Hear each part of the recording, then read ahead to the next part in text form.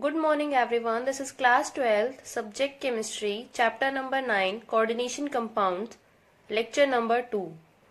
In this lecture, I will be discussing the nomenclature of coordination compounds and in the end, I will discuss the homework of lecture number 1.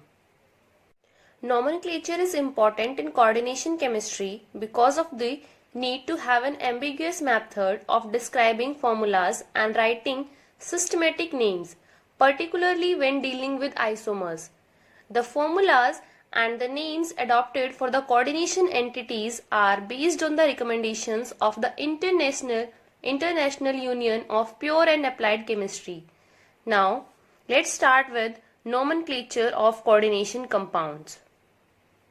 So first of all, we will discuss the formulas of mononuclear coordination compounds, that how to write the formula of mononuclear coordination compounds.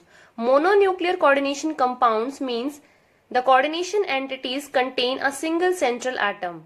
So first we will learn how to write the formula of mononuclear coordination compounds. So here are some rules for writing the formula of mononuclear coordination compounds.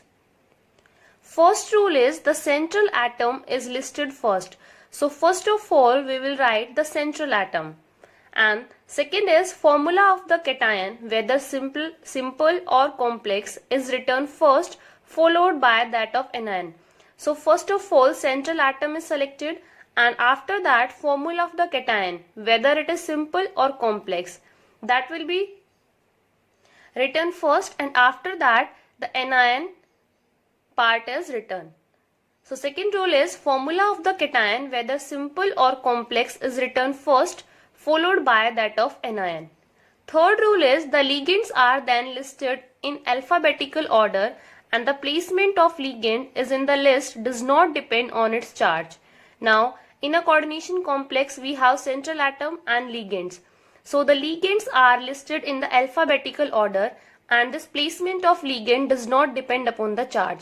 So whenever we write the formula for coordination compound, first of all we will write the formula of cation. After that we will write ligand and ligands are listed in the alphabetical order. That is, we will write the ligands in alphabetical order and it is independent of the charge on the ligand.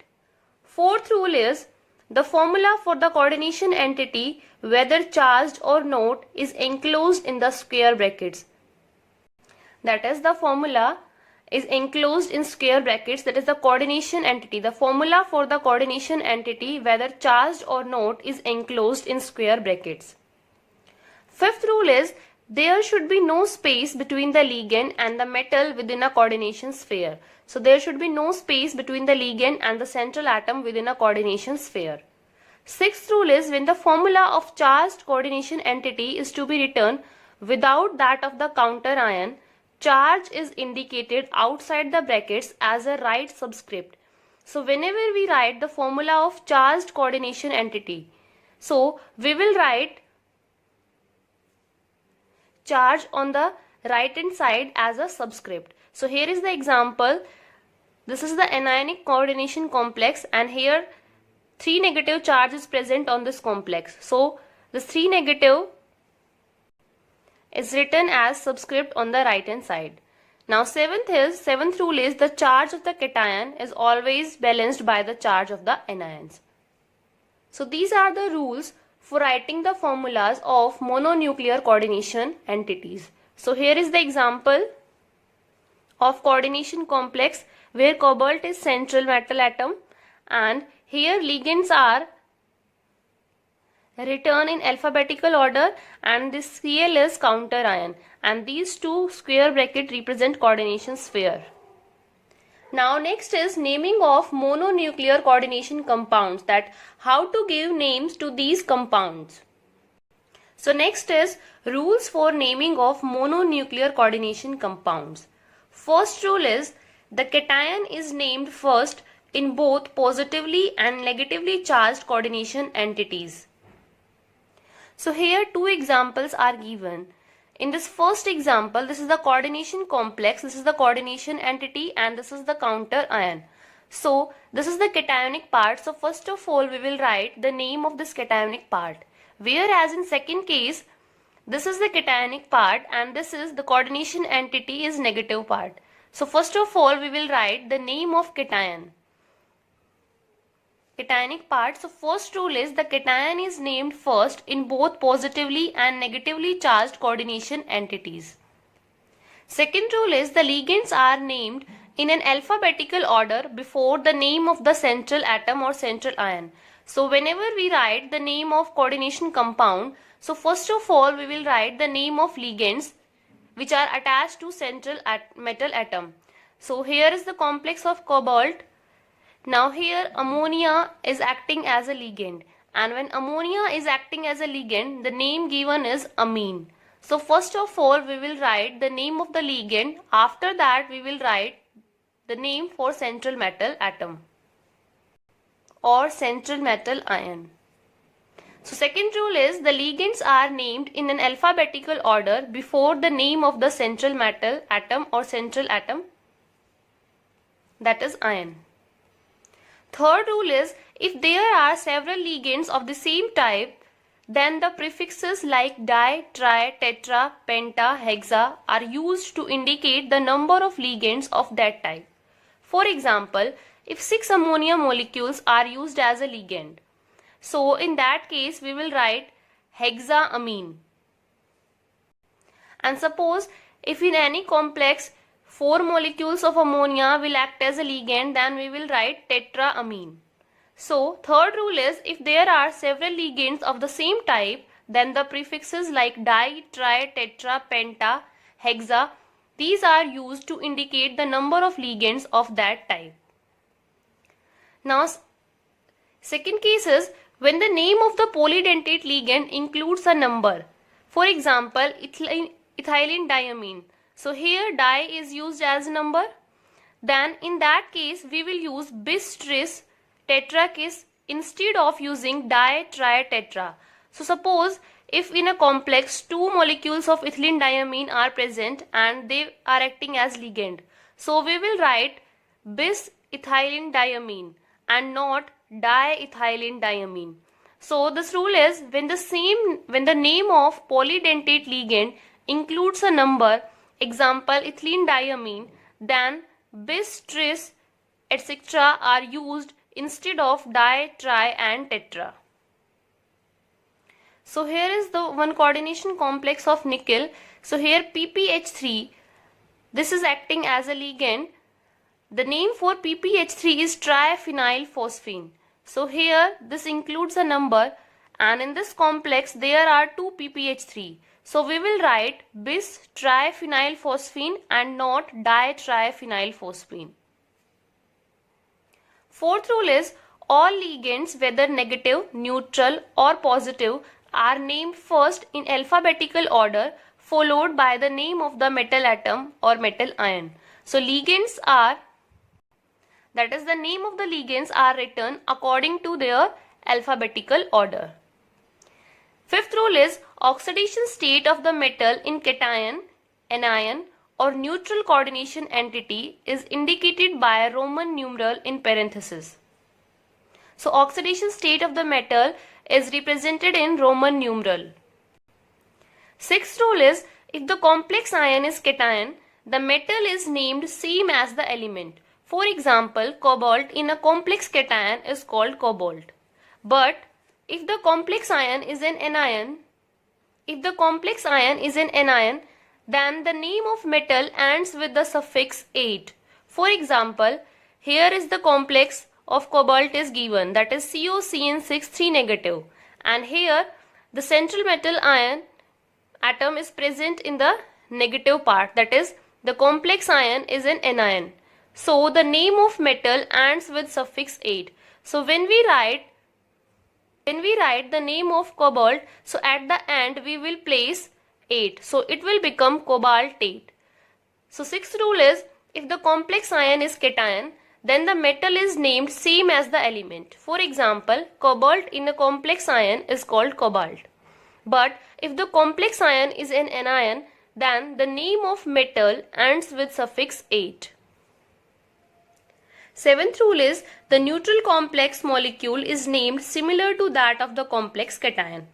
So these are the rules for writing the nomenclature of coordination compounds. So here is the list of some common ligands and their names which are given in complex. First is cyanide ion. The formula is Cn negative and charge is -1. Now when this Cn negative ion act as a ligand, the name given is cyano or cyanido. So in a complex where cyanide ion act as a ligand, then we will write cyano or cyanido for Cn negative. Next is for halide ion. The formula is X minus and the halide ion is F minus, Cl minus, Br minus and I minus. Charge is again -1 and the name given in complex is halido. For example, if we want to write down the name for F negative, then it will be fluorido. Third is hydride ion. The formula is H negative, charge is -1 and the name given in the complex is hydrido. Fourth is nitro. The formula is NO2 negative, charge is -1 and the name is nitro. Now next is nitrate ion. The formula is NO3 negative, charge is -1 and the name is nitrato. Next is hydroxide ion. Formula is OH negative, charge is -1 and the name is hydroxo. After that, next is acetate ion. The formula is CH3COO negative, charge is -1 and the name is acetato. Next is amide ion. The formula is NH2 negative, charge is -1 and the name is amido. Next is sulfate ion. The formula is SO4 negative, charge is -2 and the name is sulfato. Next is thiocyanate. The formula is SCN and when it binds with sulfur side, that is when it binds to metal through sulfur, then the name is thiocyanate, and when this acts as a ligand, the name is thiocyanato. Now next is isothiocyaneto. When this coordinate with metal through nitrogen, then the name is isothiocyanate and the name given in the complex is isothiocyanato. Next is carbonate ion. The formula is CO3 negative, charge is -2 and the name given in the complex is carbonato. Next we have didentate ligand. First is oxalate ion. It is also represented by OX. Formula is COO negative. Charge is -2 and name given in the complex is oxalato. Next didentate ligand is dimethyl glyoxime, which is also known as DMG. This is the formula for DMG. It has -1 charge and the name given in the complex is dimethyl glyoxymato. So here are some neutral ligands. First is ammonia. Formula is NH3. Charge on ammonia is 0 and name given in the complex is amine. Next is water. The formula is H2O. It has also 0 charge and the name given in the complex is aqua. Third is for carbon monoxide. The formula is CO and the name given in the complex is carbonyl and the charge on carbonyl is 0. Next is triphenylphosphine. Formula is PPH3. Charge on PPH3 is 0 and the name given in the complex is triphenylphosphine. Next is nitric oxide. The name formula is NO. NO contains 0 charge and the name given in the complex is nitrosyl. Next is thiocarbonyl. The formula is CS. Charge on thiocarbonyl is 0 and the name given in the complex is also thiocarbonyl. Next is bidentate or didentate ligands, neutral bidentate ligands. So first is ethylene diamine, or it is also written as EN. This is the formula NH2CH2CH2NH2. Ethylene diamine has 0 charge and in the name given in the complex is ethylene diamine. So these are some common ligands and their names given in the complexes. Now let us discuss some examples of nomenclature for coordination compounds. Let us discuss some examples. So first is the coordination complex of chromium. So here the complex inside the square bracket which is a cation, and outside the square bracket we have counter ion, that is chloride ions. So first of all we will calculate the oxidation number of chromium. So when we calculate the oxidation number of chromium, it comes out to be +3. Now next is how to write the IUPAC nomenclature for this coordination complex. Now first we will write the name of cation, and after that we will write the name of anionic part. So first of all we will write the name of the ligands in the alphabetical order. Now here we have two types of ligand, ammonia and water. So for ammonia we use amine, and for water we will use aqua. Now according to alphabetical order, amine comes first and after that we will write aqua. Now here are 3 molecules of ammonia and 3 molecules of water. Now for 3 we will use tri. So it is triamine, after that triaqua, and after the name of the ligands we will write the name of the central metal atom, that is chromium. After that we will write down the oxidation number in Roman. So here the oxidation number of chromium is 3, and after that we will write the counter ion, that is the name of the counter ion. So here the counter ion is chloride, so we will write chloride. So the IUPAC nomenclature for this complex is triamine, triaqua, chromium, 3 chloride. Second example is, second example is the complex of cobalt, and here ethylene diamine is acting as a ligand and the counter ion is sulfate ion. So we can write the IUPAC nomenclature for this. So here we have only one type of ligand, that is EN. Now EN is ethylene diamine. Now already there is one numeral in this ethylene diamine. Di is the numeral. So we cannot use di, tri, tetra. Instead of di, tri, tetra, we will use bis, tris, etc. So here 3 molecules of ethylene diamine are there. So we will use tris, ethane 1,2-diamine. After that we will write down the name for central metal atom, that is cobalt. After that we will write down the oxidation number, and after that we will write down the counter ion, that is sulfate. So this is the nomenclature for this compound. Next complex is NiCO4. So this is the neutral complex. So first of all we will calculate the oxidation number of nickel. So carbonyl, it does not contain any charge, that is it is a neutral molecule. So the oxidation number of nickel comes out to be 0.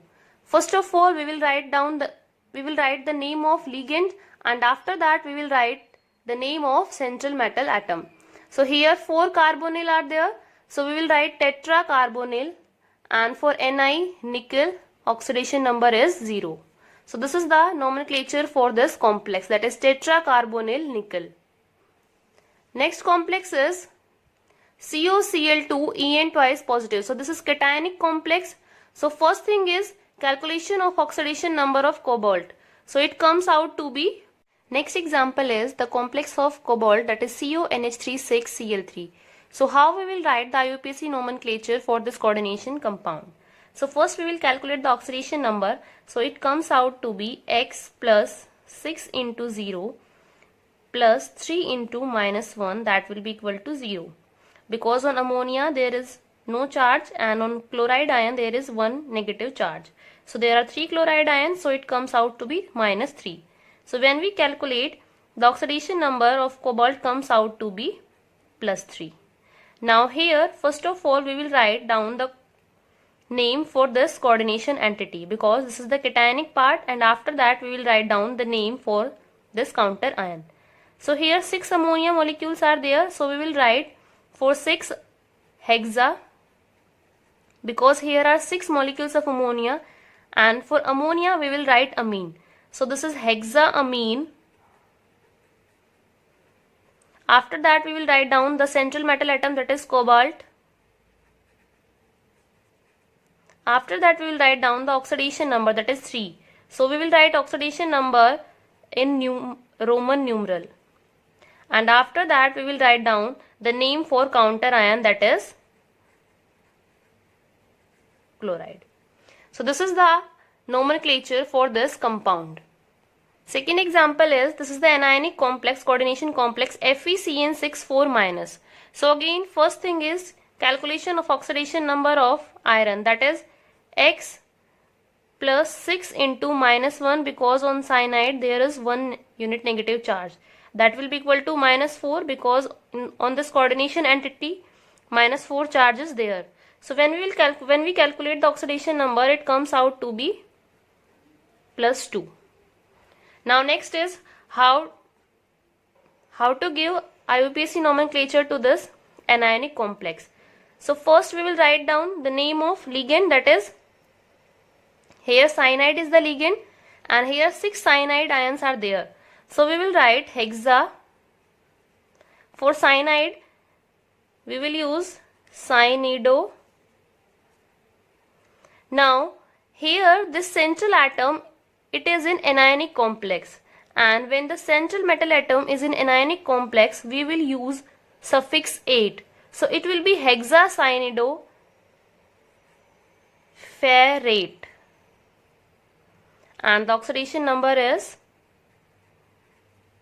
so this is the nomenclature for this anionic coordination complex.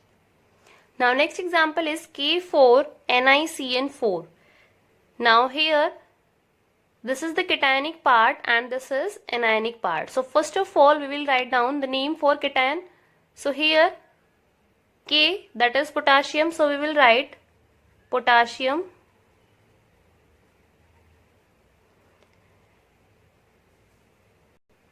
This subscript number, this will not involve in the nomenclature. So here potassium. After that we will write down the name for this coordination entity, and in coordination entity first of all we will write down the name of ligand. So here cyanide ion is acting as a ligand and here are 4 cyanide ions. So for 4 cyanide we will use tetra cyanido,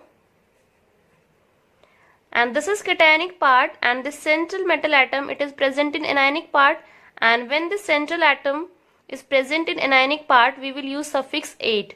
So it will be potassium tetracyanido nickelate, and after that we will write down the oxidation number of nickel. So the oxidation number of nickel is +4 plus X -4, that will be equal to 0. So the value of X comes out to be 0. So here the oxidation number of nickel is 0. So this is the IUPAC nomenclature for this complex. Now next thing is how to write down the formula from the nomenclature. So next is writing formula of a complex when the name is given. So first example is, so first for the coordination entity, write first the symbol for metal atom and then the ligands in the alphabetical order. So first is central metal atom, that is cobalt.